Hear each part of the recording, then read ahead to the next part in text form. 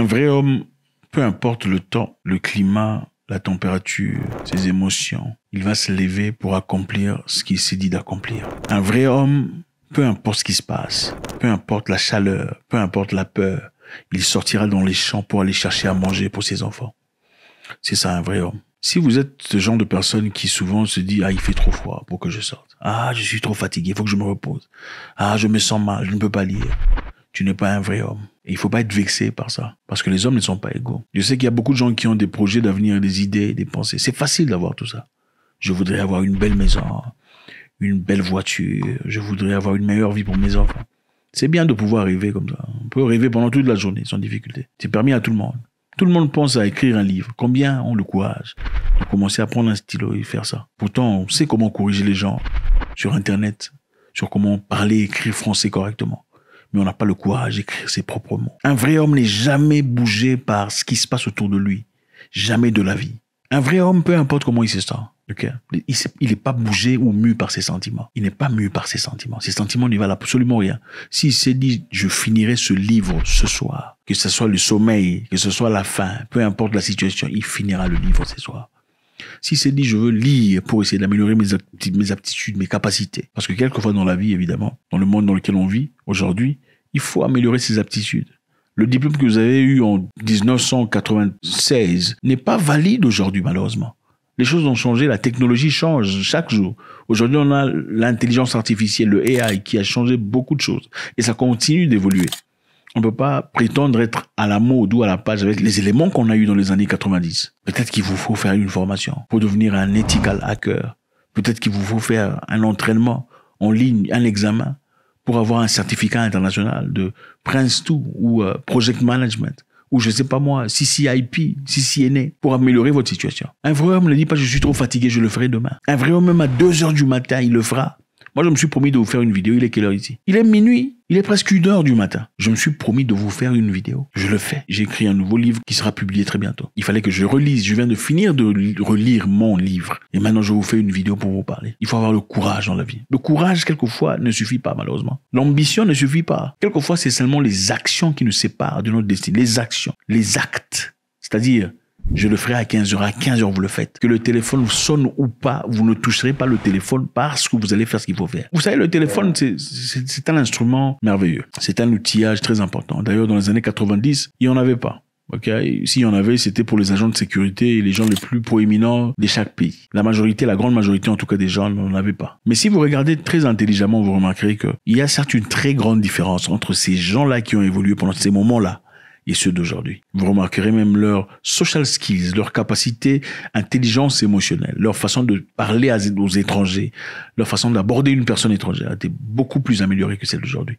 Aujourd'hui, la jeunesse, surtout, a une incapacité notoire de faire des connexions. Les gens ne savent pas comment faire des relations. Vous allez dans un milieu, il y a des gens assis, vous êtes aussi assis là, à la gare. Dans le passé, c'était pas comme ça. Si à la gare, qu'on disait bonjour, comment allez-vous? Je vais très bien. Je viens du boulot. Et vous, bon, moi je cherche un boulot, je suis parti, mais ça, tu es dans quel secteur? Je suis dans le computing. Ah bon? Nous cherchons des programmeurs.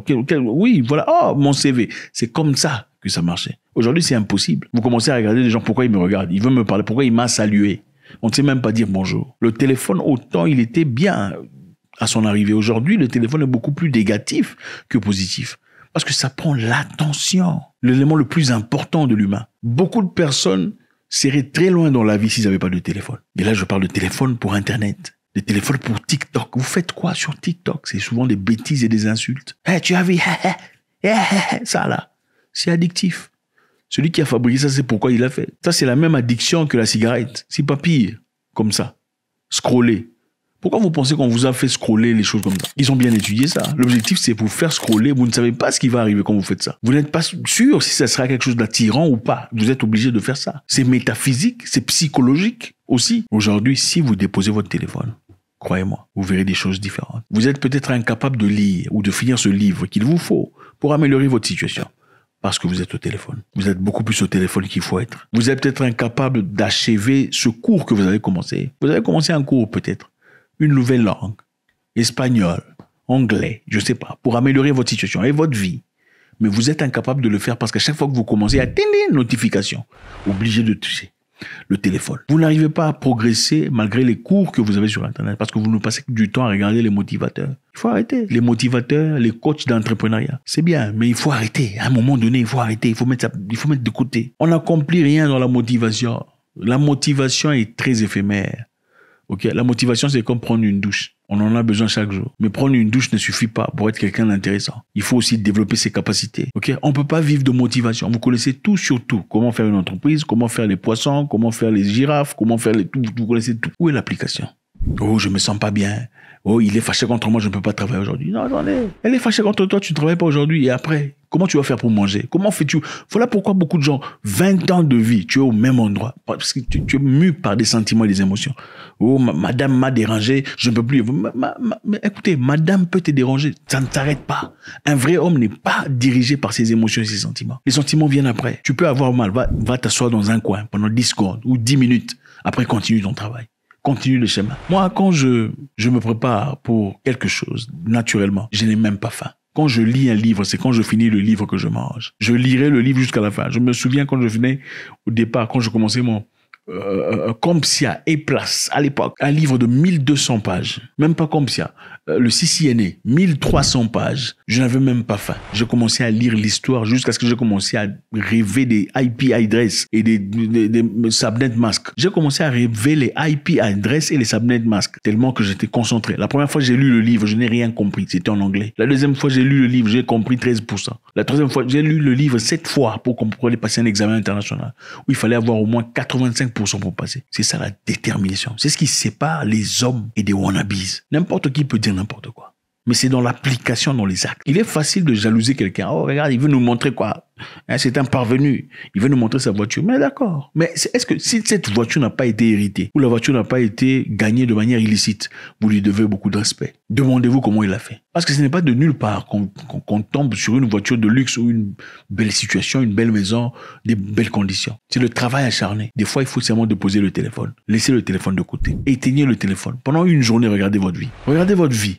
Hein, le craving que vous avez là, le sentiment de j'ai envie de toucher. C'est incroyable. Il y a ces gens qui touchent le téléphone en moyenne 1200 fois par jour. C'est incroyable. Mais pour faire quoi? Rien. Ça vous distrait de tout ce qu'il faut faire. La décision que vous avez prise là au départ, êtes-vous en train de la poursuivre? Vous êtes parti en Europe pour réussir, pour avancer, progresser. L'idée, c'était de gagner de la connaissance, rentrer chez vous, évoluer. Êtes-vous en train de faire ça? Êtes-vous toujours dans cette lignée où vous avez complètement changé l'histoire? Vous êtes embrouillé par les lumières, les camemberts, les frites à volonté, tout le bazar. Est-ce pour ça que vous êtes parti? Maintenant, vous êtes devenu expert dans les combrages sur Internet. Et derrière nous, tout ça. C'est incroyable. Rappelle-toi des raisons pour lesquelles tu es parti initialement. Encore une fois, un vrai homme n'est pas mu par ses sentiments. Qu'il pleuve, qu'il neige, qu'il farine, il va sortir et partir. Un vrai homme est debout quand tout le monde est endormi. Vous connaissez Mike Tyson, n'est-ce pas? Le grand champion. Bien qu'il ait perdu à plusieurs reprises, il est quand même considéré parmi ceux qui sont vivants comme le plus grand champion. Pourquoi Tyson était le champion? Pendant que tout le monde se couchait la nuit, lui, des fois à 3 heures du matin, il était dans les rues en train de courir. Pendant que toi, tu dors, lui, à 3 heures, il court. Et comment cela l'aidait? Après avoir fait ses 10 kilomètres. Mentalement, il se disait, je suis beaucoup plus fort que toi. Parce qu'en ce moment-ci, je suis convaincu que toi, tu dors. Pendant que moi, je suis en train de courir. La question s'est posée celle-ci. Si tu es un boxeur, et que tu dois combattre un autre boxeur, et que tu t'entraînes 2 fois par jour, lui aussi le fait. Comment penses-tu pouvoir le battre?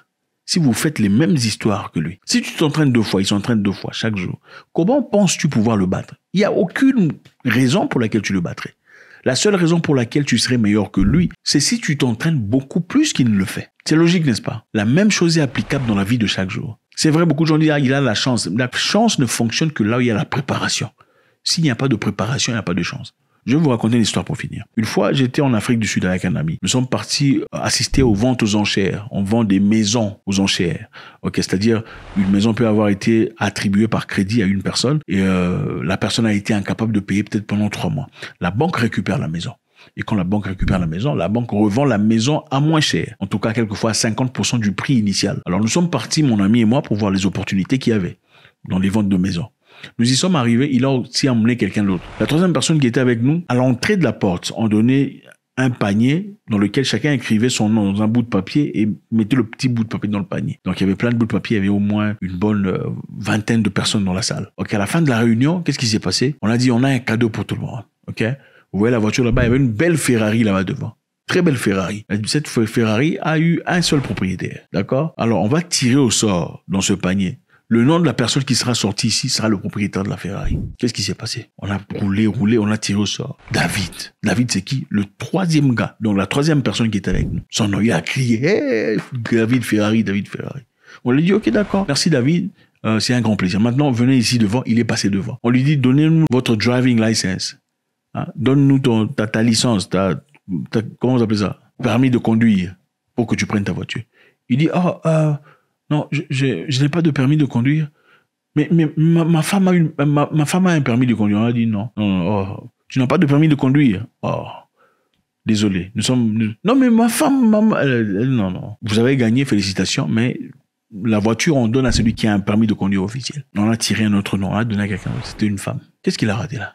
Une belle opportunité de la vie. C'est ça le problème de la mauvaise préparation. Quand tu n'es pas préparé. La magie, c'est quand l'opportunité se présente et trouve la préparation. Ça coûte quoi d'aller chercher un permis de conduire? Ça coûte quoi d'aller faire une formation?